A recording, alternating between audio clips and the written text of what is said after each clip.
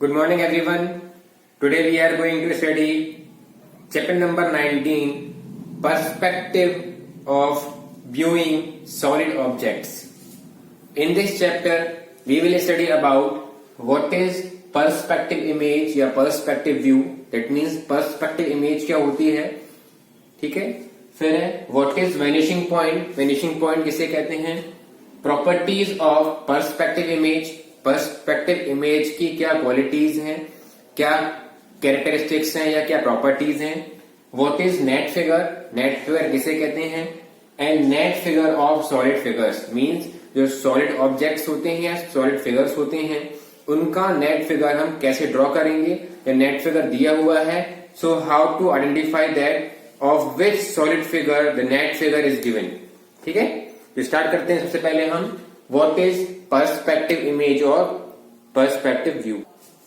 So let's study what is the perspective image या perspective view. Simple definition है viewing 3D shapes in 2D shapes is called perspective view या perspective image. Perspective image या perspective view का मतलब होता है किसी 3D object को 2D शेप्स के माध्यम से या 2D शेप्स में शो करना ही उसकी पर्सपेक्टिव इमेज कहलाती है. ठीक है. अब प्रॉपर्टीज ऑफ पर्सपेक्टिव इमेज क्या है. Objects get smaller as they go away from eyes.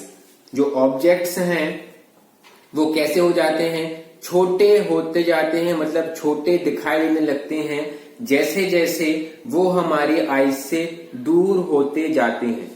ठीक है, ये एक कॉमन सा पॉइंट है जो हम अपनी डेली रूटीन में भी देखते हैं कि जब कोई ऑब्जेक्ट, फॉर एग्जांपल आपके सामने ऑब्जेक्ट दिखाई दे रहा है, ये एक सिलेंड्रिकल शेप का ऑब्जेक्ट है जो मैं मार्कर रखा हूं. ठीक है, जैसे जैसे दूर होता जाएगा आपको दिखाई दे रहा होगा इसका शेप हमें छोटा दिखाई देने लगा. ठीक है ना, बट वास्तविकता में क्या है, ये छोटा नहीं हो रहा है, इसकी साइज सेम है, बस इसका व्यू जो है वो छोटा होने लगा. क्यों, क्योंकि ये हमारी आईज से दूर जा रहा है. और सेकेंड प्रॉपर्टी क्या है, objects get larger as they come near to the eyes.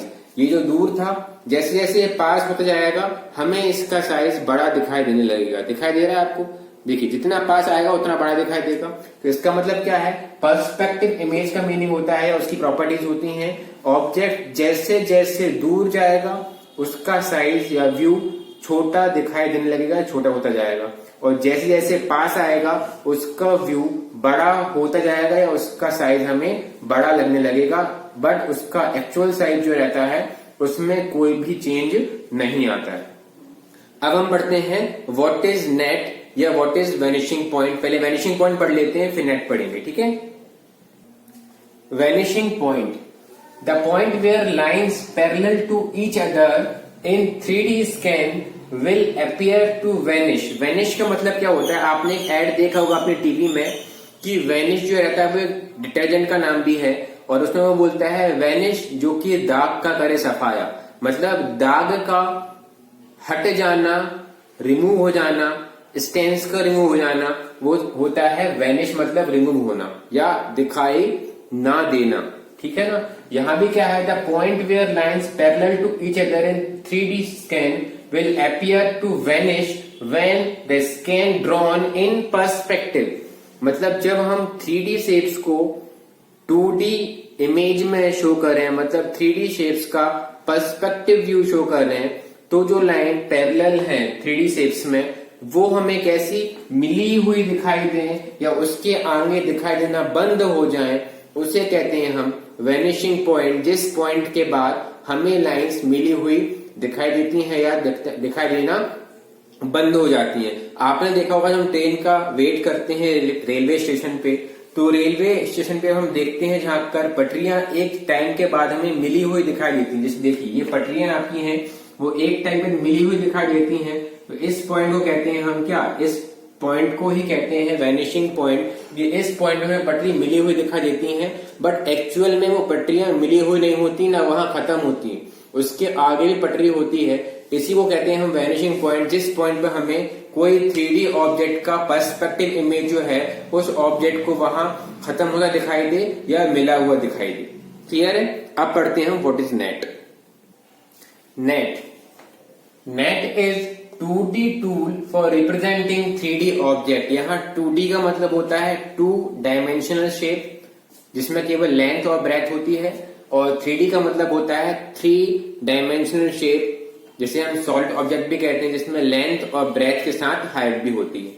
ठीक है, तो नेट एक ऐसा टूल होता है जो कि 2D टूल होता है 3D ऑब्जेक्ट्स को रिप्रेजेंट करने का, मतलब 3D ऑब्जेक्ट्स को 2D ऑब्जेक्ट्स के फॉर्म में शो करने के लिए जिस टूल का यूज करते हैं उसे हम कहते हैं नेट। ठीक है, ये वो मच्छरदानी वाले नेट नहीं, ध्यान रखिएगा। ठीक है, अब जो 3D ऑब्जेक्ट्स हैं उनके नेट कैसे बनेंगे देख सकते हैं आप। पहला मैंने बनाया यहाँ पर सिलेंडर। सिलेंडर का जो नेट कैसा बनेगा आप देख सकते हैं। सिलेंडर में ऊपर का हिस्सा और नीचे का हिस्सा जो रहता है वो सर्किल शेप का रहता है, और बीच वाला हिस्सा देखने में आपको रेक्टेंगल शेप का दिखाई देगा। ठीक है, इसलिए हम यहाँ पर एक रेक्टेंगल और 2 सर्किल का यूज करेंगे इसका नेट फिगर बनाने के लिए। ये इस तरीके से भी बन सकता है, और आप चाहें तो इसको ऐसा भी बना सकते हैं। यहाँ एक सर्किल यहाँ रख दो, एक सर्किल यहाँ रख दो, ये भी बन सकता है। ये हो गया नेट फिगर ऑफ सिलेंडर। अब आता है कोन। तो कोन में आप देख सकते हैं ये जो शेप दिखाई दे रहा है ये ट्रायंगुलर शेप दिखाई दे रहा है आपको, और ऊपर वाला हिस्सा कैसा रहता है इसका, ऊपर वाला हिस्सा रहता है आपका सर्किल शेप का, इसलिए हम इसे एक ट्रायंगल और एक सर्किल की हेल्प से भी शो कर सकते हैं। ठीक है, फिर आता है नेक्स्ट क्यूब या क्यूबॉइड। क्योंकि क्यूब और क्यूबॉइड में केवल एक ही डिफरेंस है कि उसकी जो फेसेस रहते हैं वो रेक्टेंगल शेप या स्क्वायर शेप के होते हैं, इसलिए मैंने यहाँ केवल क्यूब का बताया आपको। ठीक है ना, क्यूबॉइड का भी ऐसे बना सकते हो। तो क्यूब में क्या होगा, 6 फेस रहते हैं, तो हम यहाँ बना लेंगे 1 2 3 4 5 6 फेसेस हो गए। यदि मान लो यहाँ ओपन क्यूब रहेगा या ओपन क्यूबॉइड रहेगा तो यहाँ 6 की जगह केवल 5 फेस ही बनेंगे।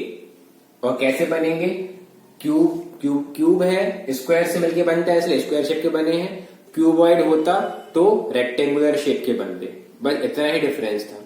तो ये था हमारा chapter number 19 perspective of viewing solid objects, जिसमें हमने पढ़ा कि पर्सपेक्टिव इमेज क्या होती है, व्हाट इज नेट फिगर, ठीक है ना, what is vanishing point and properties of perspective image. Thank you very much for being with me and have a nice day.